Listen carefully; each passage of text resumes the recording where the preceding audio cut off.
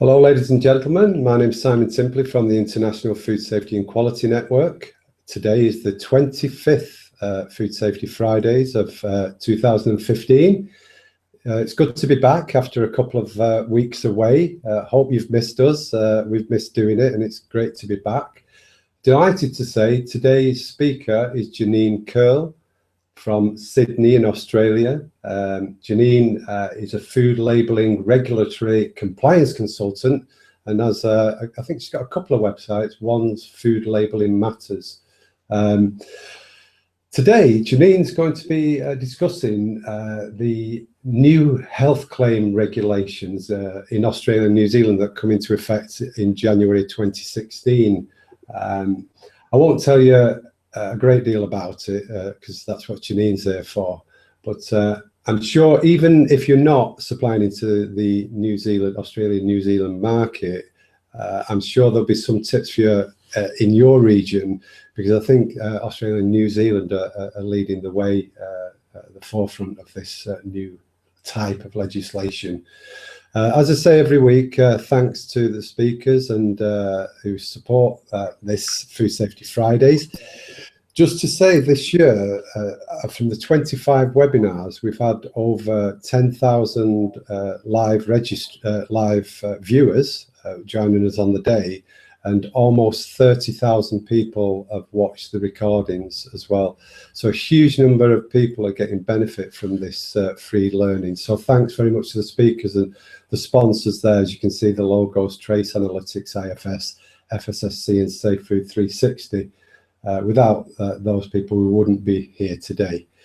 Okay, so Janine, are you? Yeah, you're there. How are you doing? I'm well, thanks. Very good. How are you? I'm fine, thank you. How's Sydney today? It's been a nice 18 degrees today, winter time. And the time now is? Midnight on a Friday night.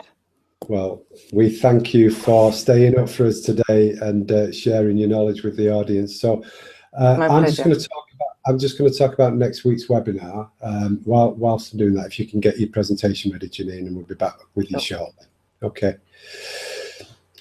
Okay, ladies and gents, as we do each week, in the Poppins tab there, you can see that next week's webinar is behavioural-based food safety. So back to the soft side of food safety, the difficult side, some would argue, about getting people to do the right things and willingly do the right things. So next week we've got David Rosenblatt. He's Director of Training and Veterinary Consultant at Share Consulting and Training.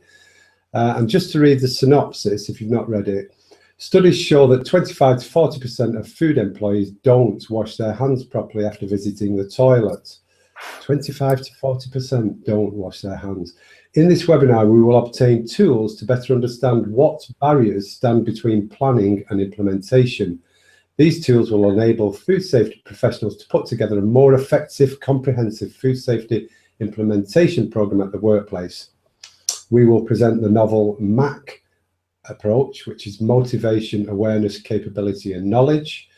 Using case studies, we will utilize a model to shed light on what is really going wrong in the industry and gain insight on how to effectively modify behavior. That sounds like a really interesting topic. So if you want to join us for that, either live or to gain access to the recording and the slides, you need to register. So just do so in the Poppins tab on the right-hand side, or follow up with the emails that we do send out. Okay, I can see Janine's ready, so we can head over to Janine now. I'll be back for the Q&A later. Just to say, today's webinar is being recorded as usual, and the slides and webinar recording will be available in a couple of days. So please bear with us on that. Okay, without further ado, over to Janine. Okay, Janine. Thank you, Simon. Good evening, hello, and good afternoon for most people, I'm sure. It's Janine Curl here. I am a consultant in Australia, and I once worked as an enforcement officer for a enforcement agency investigating, prosecuting serious breaches of the food regulations in Australia. And in that time, I developed quite an interest in health claims, and I was the representative for the New South Wales government in the development of the health claims standard that is going to be implemented next. Well, it is actually being implemented at the moment, but it will be enforceable from 18th of January next year. So I hope today I'll be able to provide a really good summary and overview of the food labelling requirements and the scientific demands in making nutritional claims and general level health claims, and also high level health claims in Australia. Parts of the standard are really quite technical, but please bear with me at times. I hope I can distill as much of the information as easily, as quickly as possible. The standard's quite a detailed one in that it's 48 pages long, and it's taken over 13 years to develop, with many consultations with government, and now implemented. So I wanted to ask a question for a poll, actually, whether or not people who are listening have updated their own systems for compliance with the health claim standard in Australia. And I think Simon was going to look at doing that poll. Okay, yes, Janine, I've started a poll in the sidebar. Have you updated your systems to comply with the new health claim standard in Australia? So if the standard does apply to you, if you supply into the market, the Australian market, obviously the standard will apply to you. So then please do vote to let us know the status of your updating your systems. Also, it would be interesting at the same time if you could just type in the chat box if it does apply to you, just say it applies to me, and then we'll get a feel for how many people with us today are really sort of involved with this standard and need to know about this standard. Okay, up to now, we've got 8% yes have updated the systems. The vast majority, 77%, are saying no, and in process, 15%. So a timely presentation then for those that are involved in helping them update the systems, I should imagine. Yeah. Okay, let's just have a look at the chat to see if we can.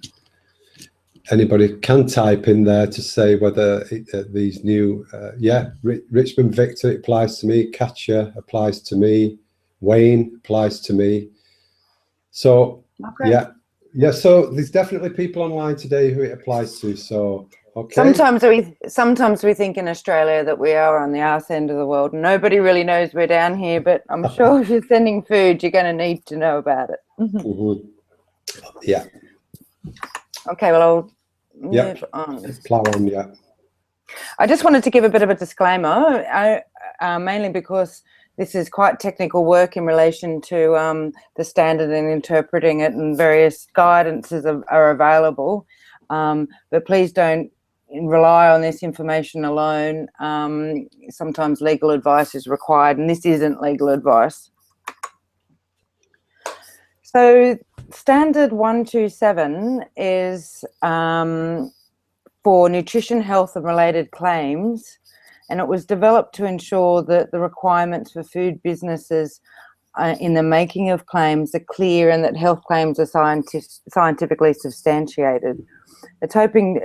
Government's hoping that it will provide greater certainty for a lot of our regulatory agencies in being able to interpret the law, and also reduce the risk of misleading and deceptive claims. It's also going to expand the range of claims that are permitted, as well as providing more surety in the use of claims, and encourage industry to innovate to new healthy foods, and so food health choices can be healthy ones.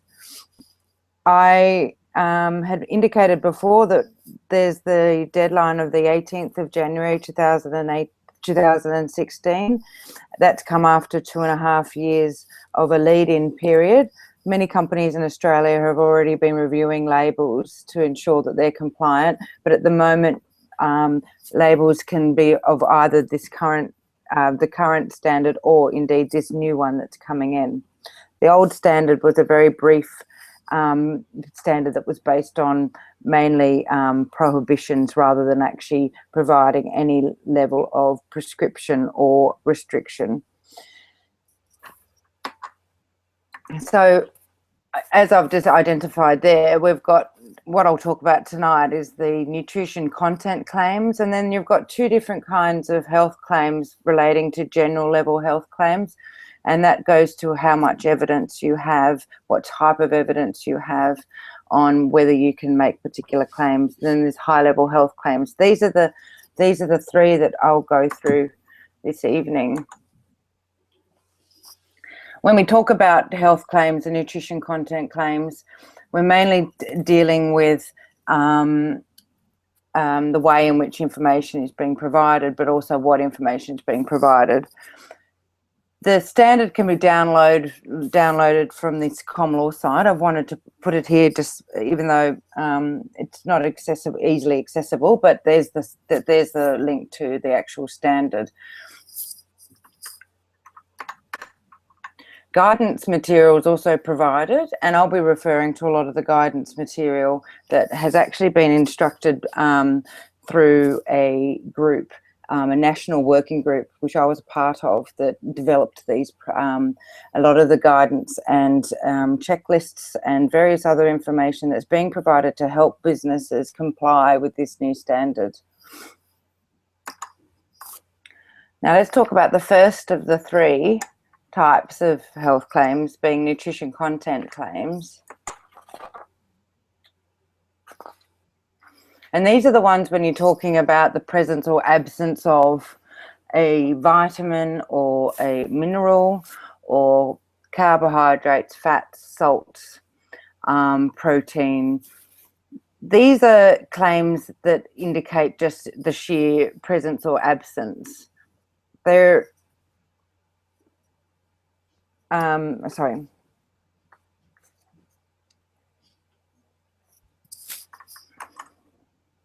When you're talking about nutrition content claims, the way that they're actually allowed to be permitted on a label is prescribed in a schedule at the end of the standard, Schedule 1. When you look at the schedule, you can see that you've got identifying nutrition properties of food, being protein or salt, and it has a corresponding requirement. Now, I'm sorry, it's difficult to kind of explain, but please bear with me as I go through the standard. Good sources, when you're looking at nutrition content claims and whether or not something can be say high in salt, low in fat, high in sugar, there are prescriptions in regards to conditions that can be met. When you make a statement in relation to a good source, then there is also in the standard a specific requirement for a particular amount of that nutrient to be in the particular food. The guidance document that I referred to earlier, Getting the Claims Right, provides these kind of overviews to assist people in making the nutrient content claim.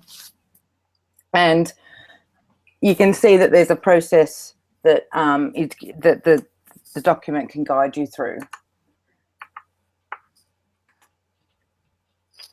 The document at the end has the protein. You've got a good source there, so the food contains at least 10 grams of protein per serving. That's just as an example of the types of nutrient claims. The nutrient claims are obviously not so much of the regulated area as much as into the other claims that I'll talk to later, but this is providing Australia with a lot more structure around when claims such as low fat can be made, and it's assisted in more of a better information for people. But when you look at general level,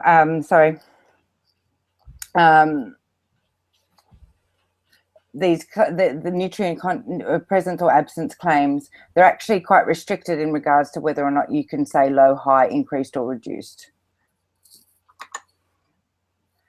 When a nutrient is not in the list, you can actually say many claims, particularly with functional foods, have various other biological active ingredients, or indeed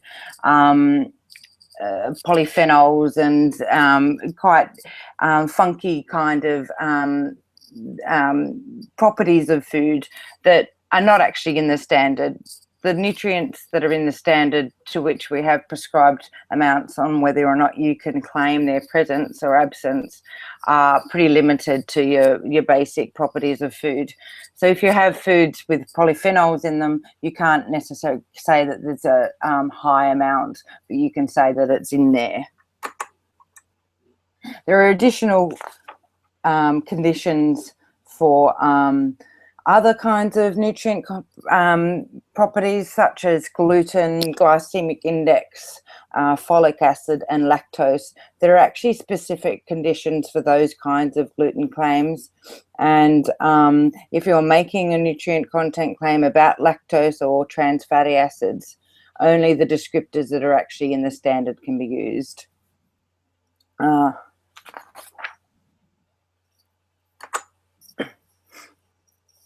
When you get into comparative nutrient claims, this can be a little bit trickier, and there's a lot more structure around when you can make a comparative nutrient claim.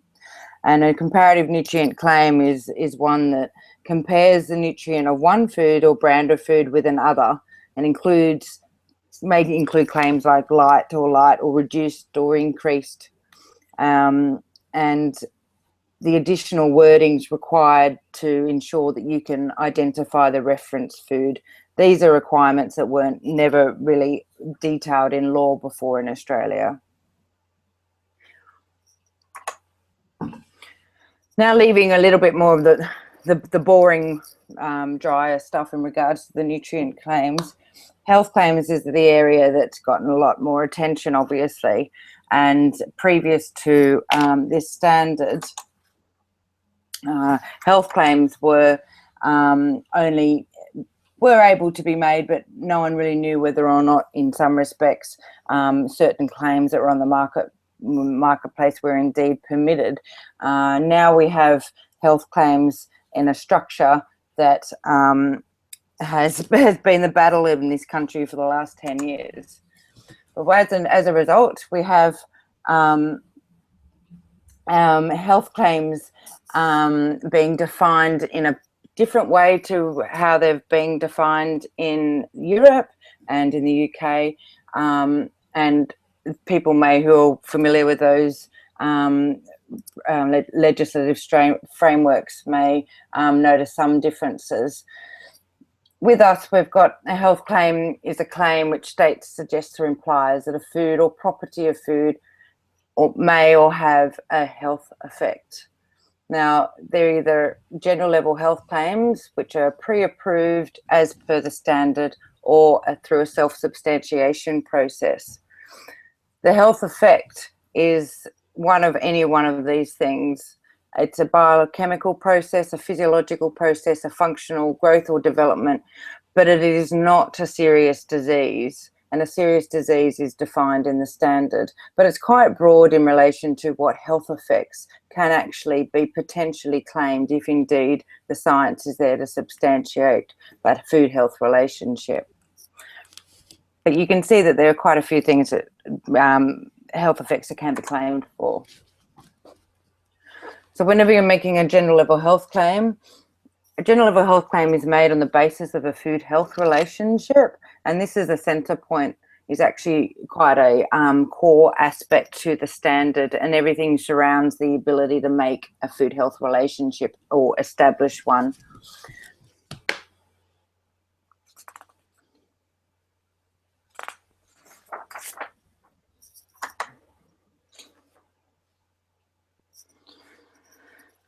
Just getting into a little bit more of the definition coming from the standard. unfortunately doesn't really provide us with much more than in some respects, but the standard indicates a general level health claim is a health claim that's not a high level health claim. And it's based on a pre-approved food health relationship, not one, sorry, and then another type of general level health claim is one that's a self-substantiated food health relationship.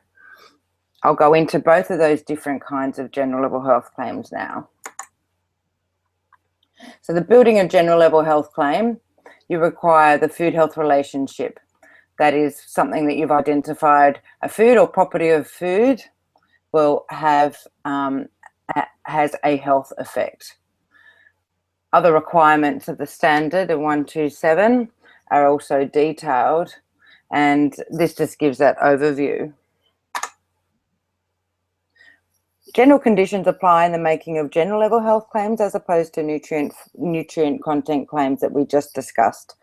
The nutrient content claims can be on any kind of food. They can be on a packet of chips, they can be on lollies, they can be on anything that doesn't necessarily represent a healthy food product. However, anything that has a general level health claim or a high level health claim must be deemed healthy as per a particular calculator.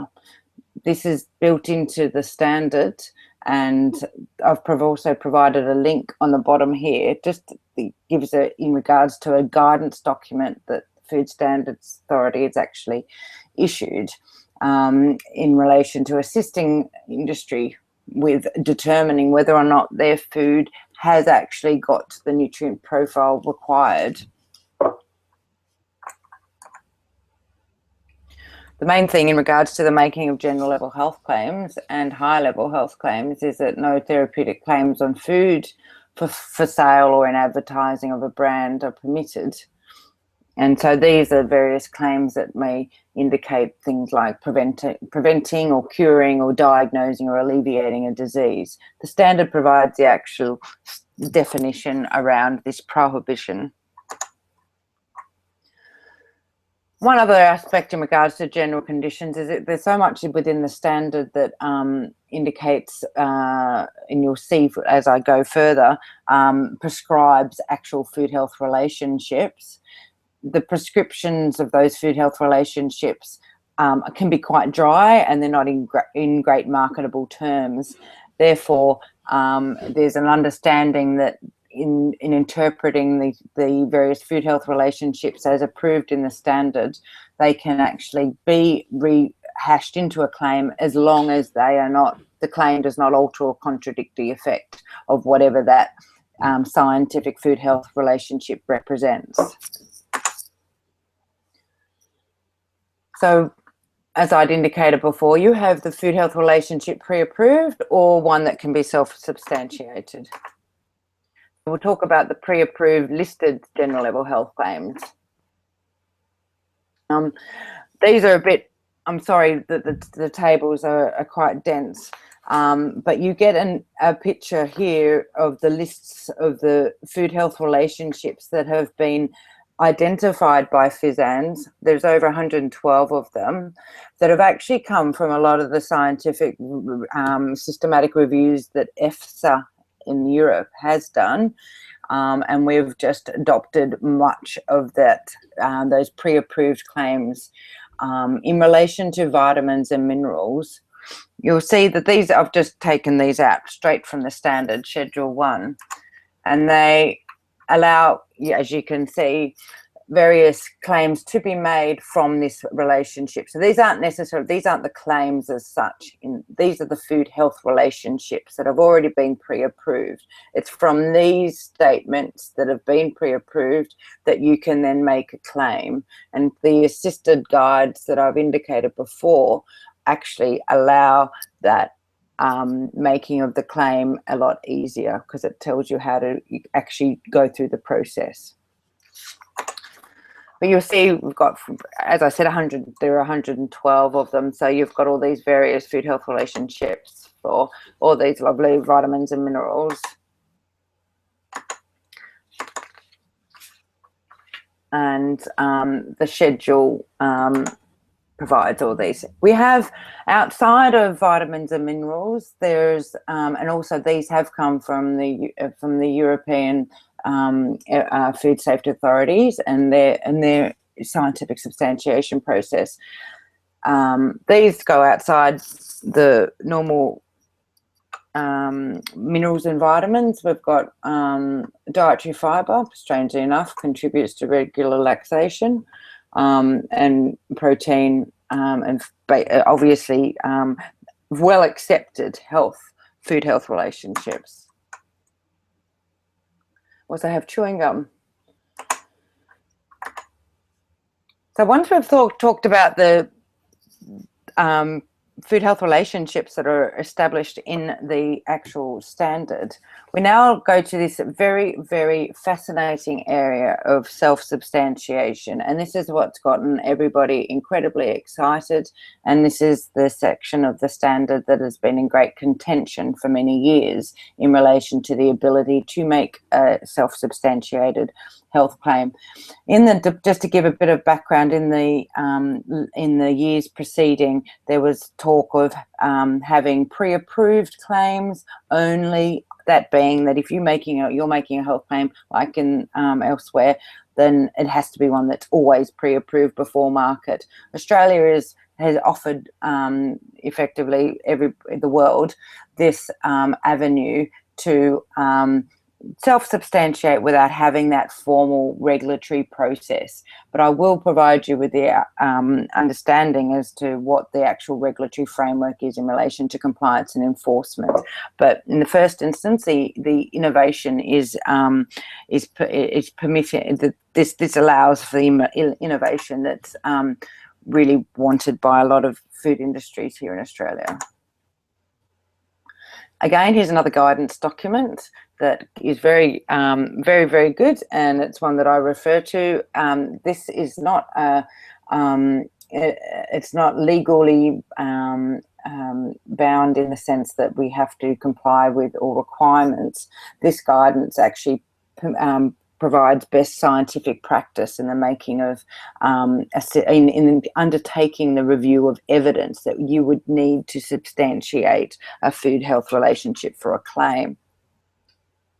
It goes through Schedule 6, which is the very much the enforceable part of the standard, that is what the regulators will be looking at when indeed a company has a dossier of evidence that will have to be checked up against the requirements of Schedule 6. Schedule 6 provides this systematic review process steps, and let's see if my fascinating diagram actually works. I was trying to provide something that was a little bit more interesting than just some text. So let's see how we go. So substantiation really is the process of evaluating the evidence for a food health relationship to underpin a general level health claim.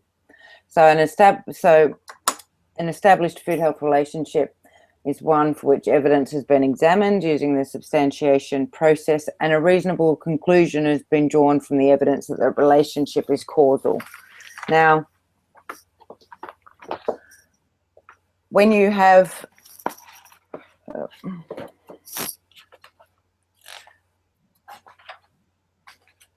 so when you're going in the first instance, there's the formulating the food health relationship. Now, I'm not going to obviously go through to provide all the detailed requirements here.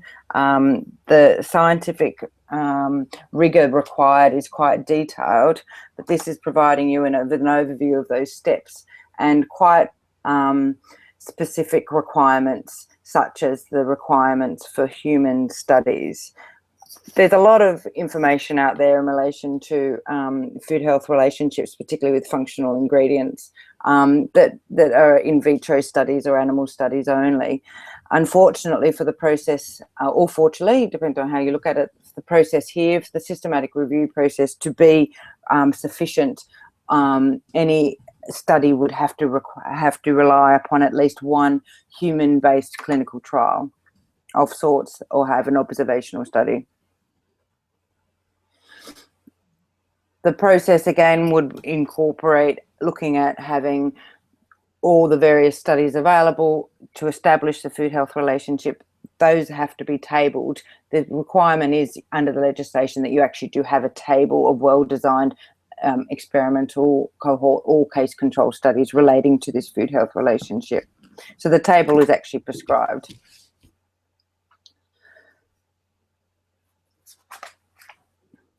The quality assessment has to obviously occur once the collation of all the evidence and data has been kept. After the studies the question would be: are the studies of sufficient quality to allow assessment of the totality of the evidence? So the examination of the evidence also might reveal that the relationship cannot be established, and this is actually true in many instances. Thus, if the health claim cannot be based on the relationship. And the systematic reviews will consist of a clearly formulated question and use of systematic and explicit methods to identify, select, critically appraise and extract and analyze data from the relevant research. So you're looking at quite a detailed process. The process here also is one that underpins in Australia a very similar approach to complementary medicines. So the standard's quite high in relation to scientific best practice to indeed self-substantiate.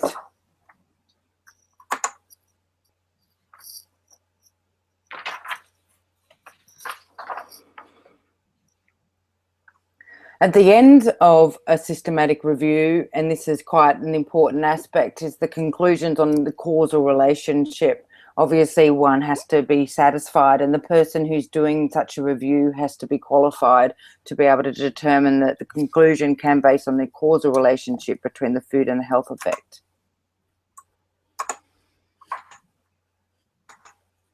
Oh, and now it wants to go.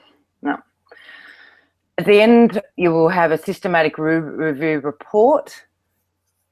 The structure of the report's not prescribed in Standard 127, but this is a suggested structure in the guidance material, and you can see the depth of such a report. So a self-substantiation process, as much as it's providing an avenue for the self-substantiation of gender-level health claims that wouldn't normally be on the marketplace, it is actually a process that's one incredibly scientific and quite detailed.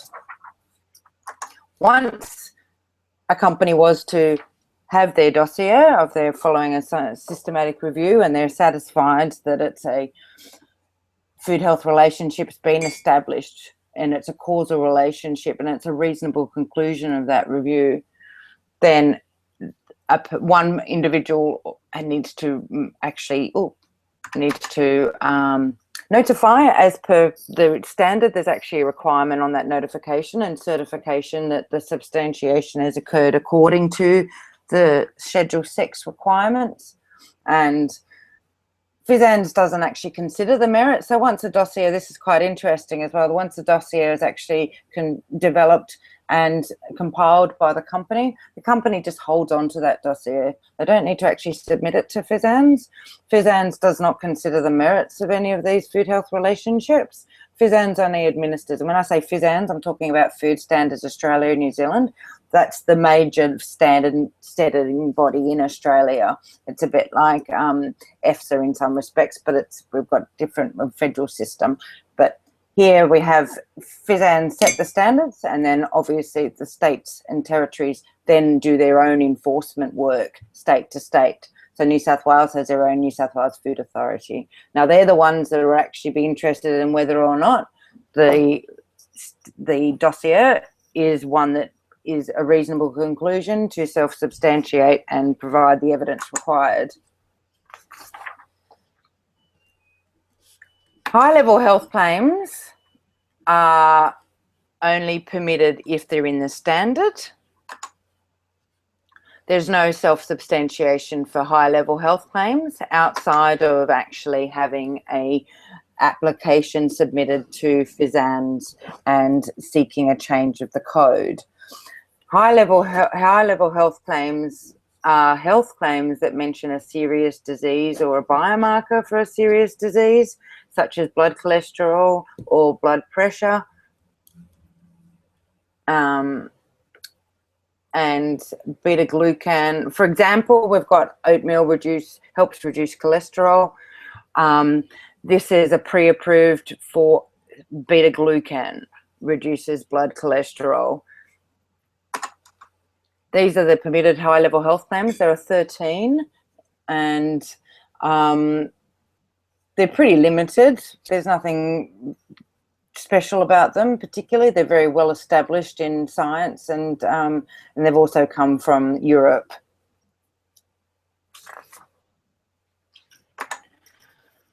Again, this guidance document, I've cut and pasted their little overview, gives a good indication as to you can go back to understand how you actually would build a high-level health claim using these pre-approved claims.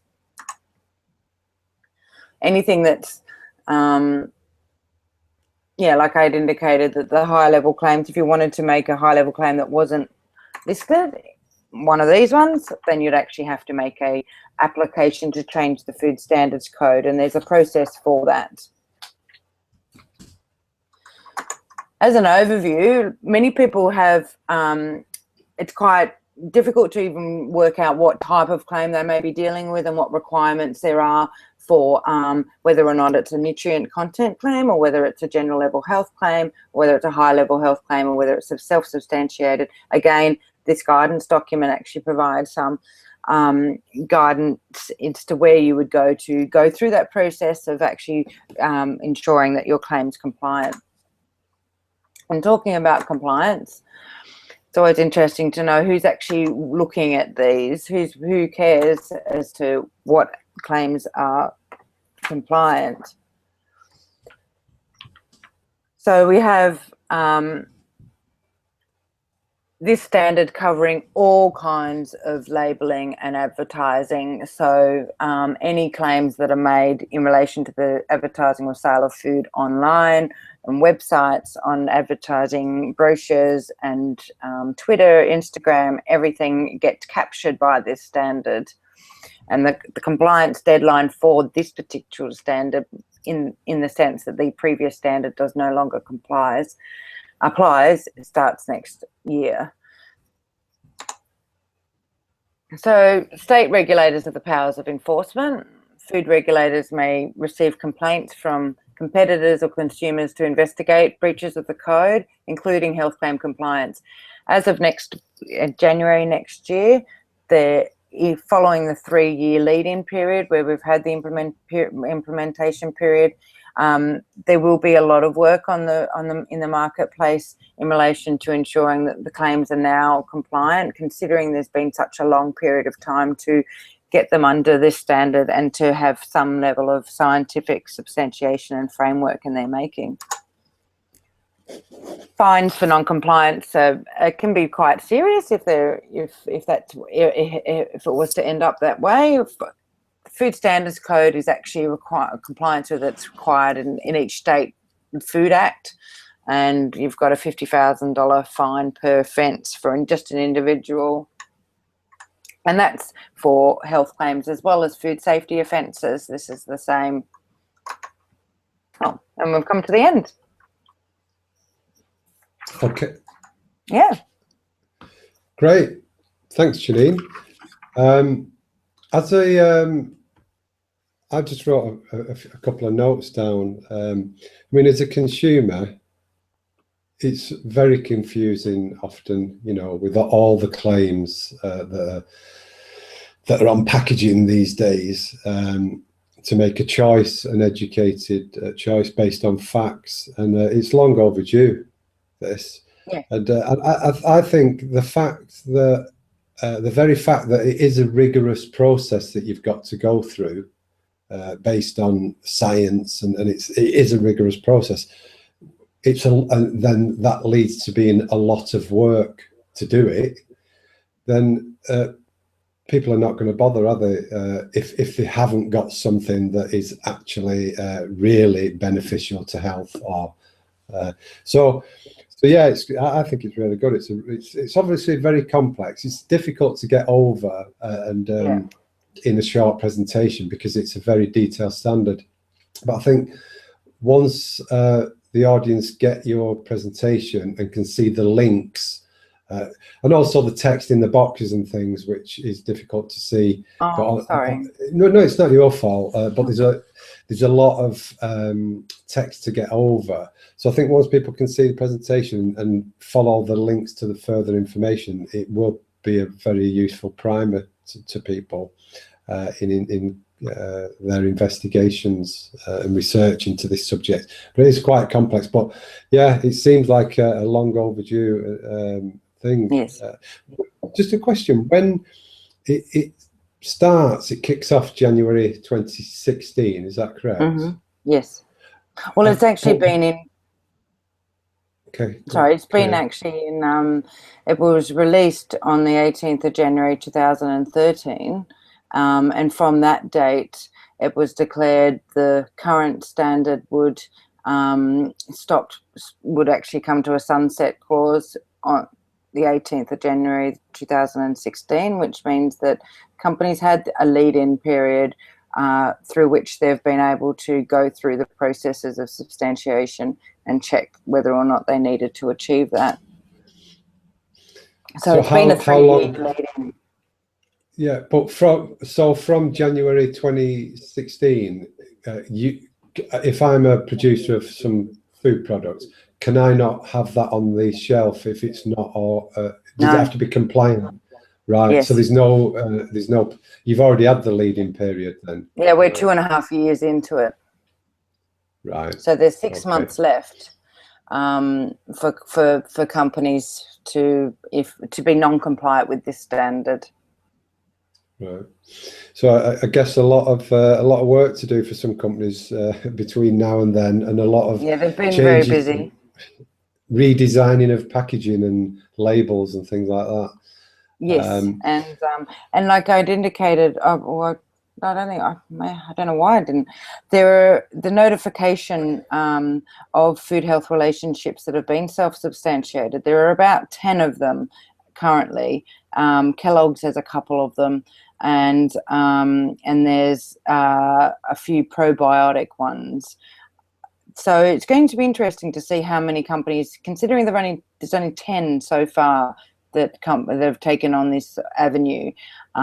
It's going to be interesting to see whether or not people will do more next year, and there'll be a flood of notified food health relationships. Unfortunately, when they're actually being notified, you can't use the other company's dossier. You have to have your own dossier. Just because somebody else has got it, you have to have your own dossier. Yeah.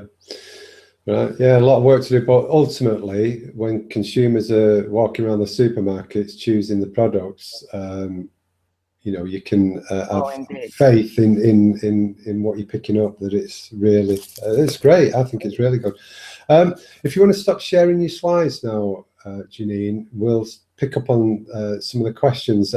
Audience, if you have a question for Janine. I can see some. Yeah. There's a question there. Yeah, go on. Sorry, Janine. Sorry.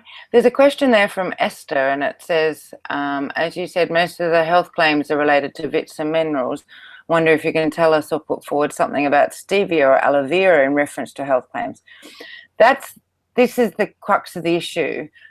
When you are talking about general level health claims and the pre-approved lists of minerals and vitamins that I've identified there of the 112,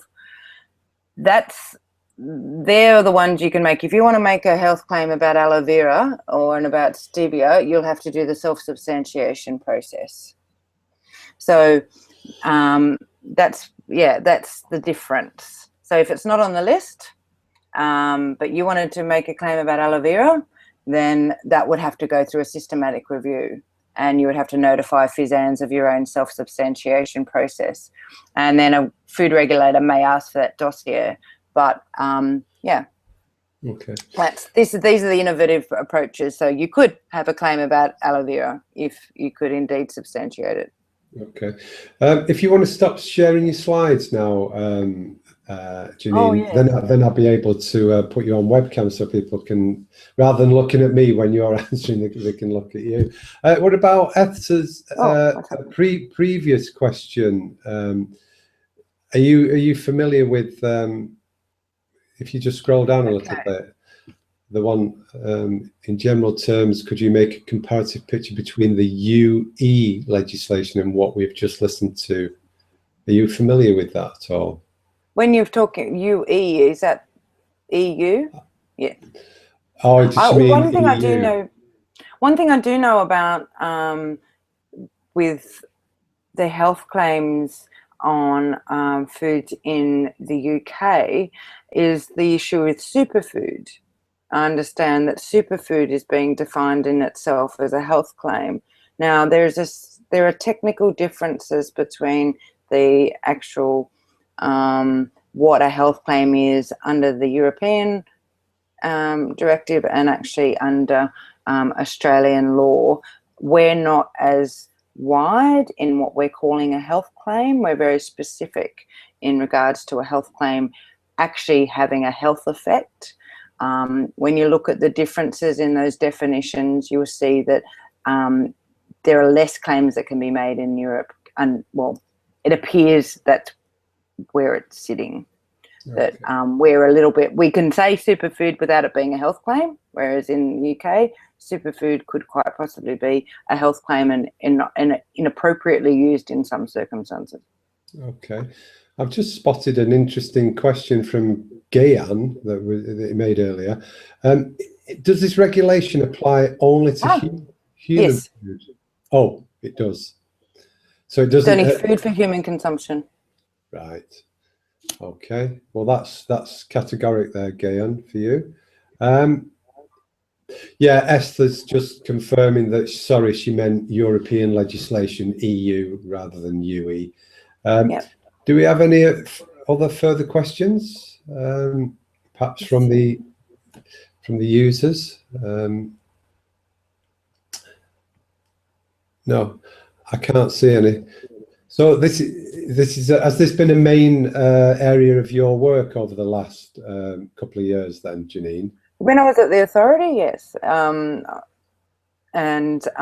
So like it indicated before, it's been about 10 years in the making, but there's been different versions of this standard. And it was, a great lot of the work that I did at the authority in regards to just developing it.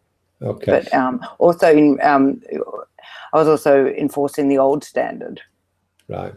And so would you say then this is that correct? Is this new standard the most advanced in the world? Well, I wouldn't necessarily compare it